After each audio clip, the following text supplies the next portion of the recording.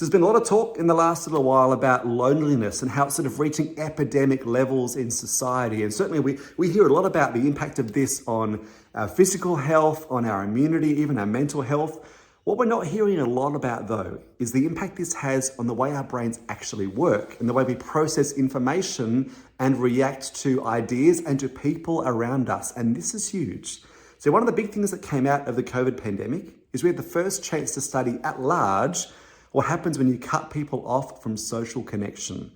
And what was significant, what we learned, in fact, a study by the University of Chicago discovered when people were locked off from others, when we were isolated, not connected socially to other humans, our brains actually changed. So the shape, the size, even the texture of our amygdala, which is the part of our brain that's focused on the fight and flight reflex, that actually changed, it shrank as we were cut off from people around us. Conversely, when we've got strong social connections, the amygdala actually grows in size. Here's why this matters.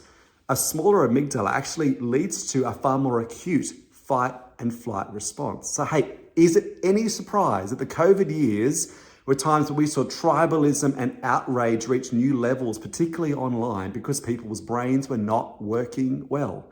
And so if you're dealing with someone who you feel like there's that degree of stubbornness, they can't seem to process things reasonably, sometimes the best thing they can do is connect with others. Get a part of a community. Our brains work best when they are not isolated. Lonely brains lash out. We've got to keep this front of mind. For more tips from my latest book, Mind Stuck, stay tuned.